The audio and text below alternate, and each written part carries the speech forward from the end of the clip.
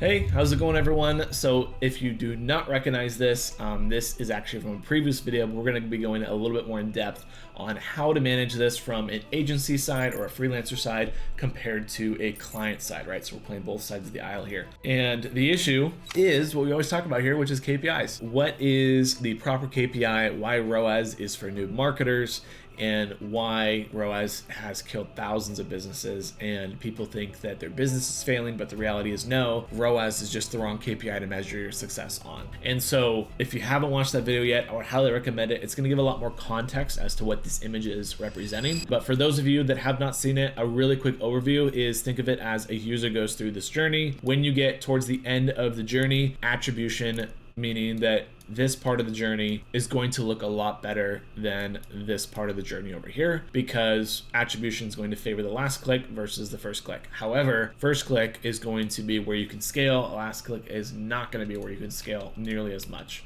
if at all. So let's jump into the perspective of a client, right? So if I'm a business owner, which I am, and I also have an e-commerce store, is when it comes to understanding the goals for the business. Your goal for the business is obviously to make a profit and get more new customers. So you want to grow profitably is really what that translates to. And so and that's literally like 100% of businesses. I'm sure there's maybe one weird business out there that isn't that goal, but I'm just going to say roughly 100%. And so what that means is that there's this misalignment with certain types of what you've been told KPIs to the actual KPIs that you want to focus on. And so early on, or early business owners that start on, let's say like the marketing guru side, tend to focus on ROAS first, right? So they look at things from the lens of a last click interaction more so than the entire funnel of the business. And so what this means is that they're already looking at the wrong KPI and harming themselves for whatever business model that they're trying to push. Now, when it comes to people that own a business, this is just what they've been told this is just what you've been told that you need to focus on, right? I need to focus on a 5x ROAS or a 10x ROAS. If I get a 10x ROAS, that's my return on ad spend. That's how much money I get back from when I put $1 in. I get $5 back or I get $10 back. And that's not true. That is just based on attribution. And so what that means is, as attribution gets worse, it's going to look worse, right? It's going to look like it's doing worse, but the reality is your actual net profit might not be going down. It might actually be staying the same or going up. We don't know yet. Obviously, every business is different, but and obviously there's differences in those numbers, but the consistent pattern behind that is that ROAS is always wrong. In terms of, it's not going to show the entire funnel. It'll show maybe 99% of it. It'll show 80% of it. It'll show 20% of it. It really just varies on your marketing mix and your business model. So as a business owner, the goal for you is to stay aligned with your overall KPI goal. So that is obviously net profit, new users. And so no matter who you go to, that should be the end result. You should not give someone crutches and try to correlate ROAS to that net profit amount. You need to give them that end goal so then you both are aligned on where you're working towards. Because if you don't, you're going to run into this issue, which many accounts have, where it is, oh my gosh, we need to get a 5x ROAS. Okay, we're spending.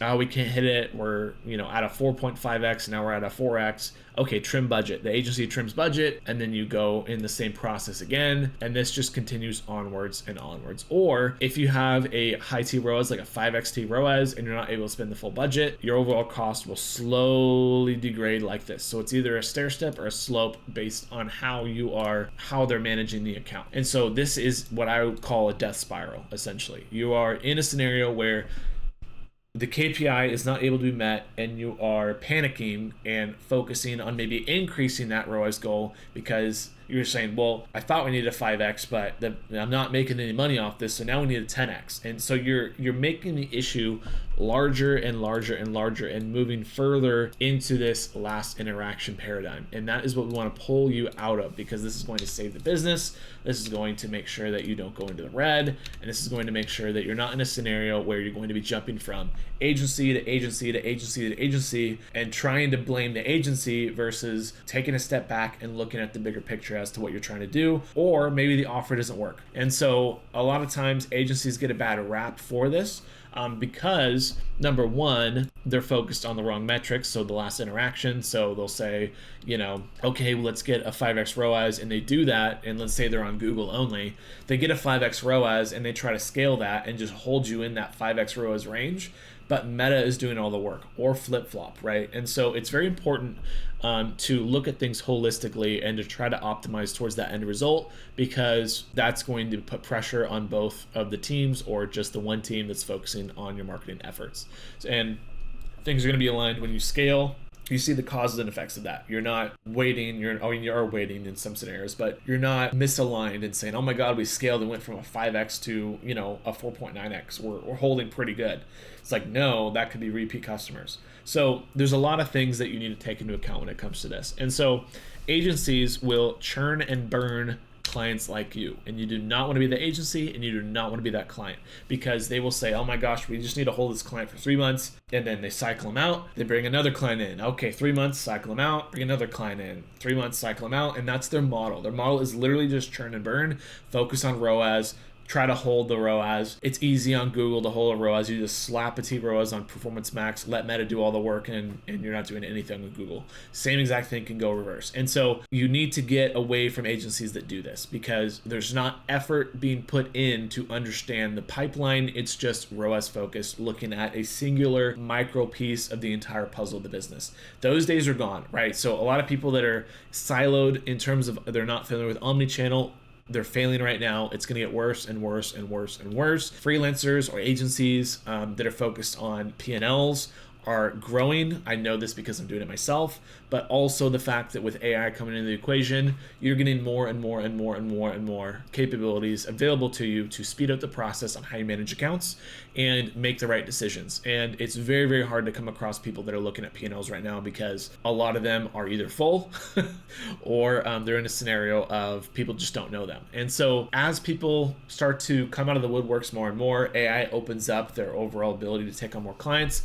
All of those agencies that are really cheap or that are focused on ROAS are going to fail. And it's sad because a lot of businesses are also failing because of those situations and not due to their own actual offer or business model. Now, the other end of this spectrum is if you're on the agency side of the equation or the freelancer side of the equation. And I'm going to speak for myself as well too here. So I will not take on a client that is not focused on their P&Ls, because it just doesn't make sense for me. I don't want to tarnish my brand image. I don't want the headache of dealing with a client that's going to yell at me for focusing on this while I harm their business. It just does not align with me. I will literally just say, I can't work with you. It's not something that we can do.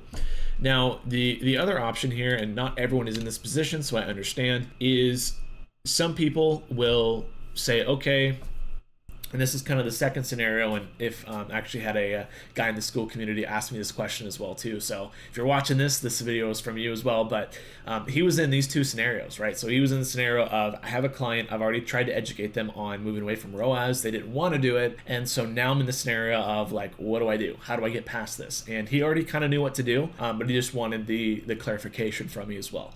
And so I pretty much told him, like, you have two options, right? So option one is you stick to your guns and you fire the client because they're not aligning with how you can grow the business profitably, protect your brand, and make sure that you don't do anything wrong for the client, and just let them go. And this is the way that I like to go all the time, because what tends to happen in these scenarios is that clients leave and then they come back because they realize that you're the only one that is focused on the P&L side of the equation. Most agencies are focused on ROAS, or your typical 9-to-5 worker that's not really looking beyond trying to grow their business in a profitable way, right? They're not looking at the extra layers that are required. And I know I'm bashing some people, and I'm sorry, but this is the honest truth. The other thing as well too is, if you're in this scenario, don't expect them to come back, right? So don't factor that into your LTV. You cannot do that. Your goal is to just remain stoic in the sense that you want to make sure that you're still focused on the right KPIs and you're staying true to your brand image.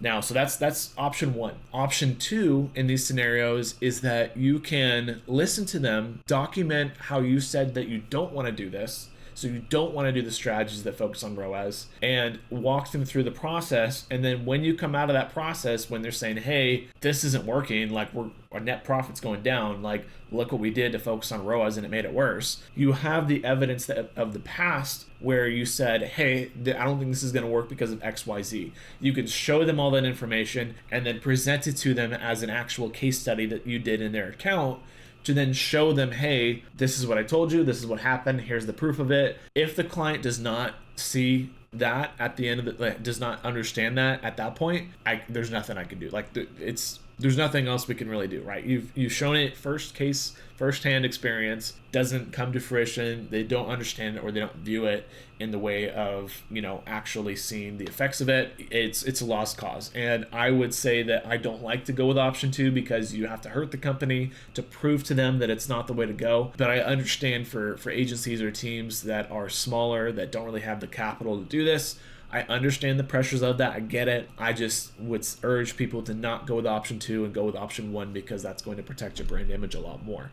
Now, there are instances where clients will change their mind at the end of that, and you will actually have saved them from going through the process of going from another bad agency to another bad agency to another, and just churning across the board. But it really just comes down to the situation of, can you do this in the first place and sticking to your overall strategies? Because when it comes to this channel as a whole and the other channel where we show evidence of this stuff works. Like, if there's a product and there's an offer, like, I literally have 100% success rate when it comes to this. Like, if you have good creative, you follow the structure, we already test the market, like, I've yet to see this fail. The only part of it failing is either the offer is bad, something changes in the market, or they are focused on the wrong KPIs and we're not actually growing the business in the right way. It's mind-blowing how this is not known in the media buying space nearly as much as it should be. So with that being said, I know it's kind of a heavy-handed video, but if you are curious about this kind of stuff, obviously we have a ton of other videos that you can watch. We have another channel, Super Growth. We show evidence of all this as well too. I would highly recommend checking all that out because we're just giving it away for free. A lot of agencies want to do this. So we're doing this obviously for the sake of growing our awareness, but then we also want to move the market to where we're actually focused on real KPIs and not ROAS. And we don't see businesses or other agencies fail when there's passionate people that want to learn this stuff, but they actually don't have the information on the internet to do so. So I just haven't seen much about these kinds of topics. And so that's why I believe that this is going to be something that is going to be out there for people that are curious and want to learn more, like I was when I was starting. And it's one of those things to where obviously, we want to get clients from this YouTube side of the equation as well too. But it's very, very important that there's a place for people that are passionate to land and learn more about exactly what they can do to improve the overall effects of their marketing and grow as a media buyer as a whole. So anyways, just want to be real with you guys at the end there. But thanks again for watching this video. And I really appreciate you guys for supporting the channel. We've had a lot of growth lately, and we're just going to continue pumping out content both on this channel and the Super Growth channel to keep you guys informed as to what's going on and focusing on the right KPIs. So anyways, I'll see you guys later. Thanks.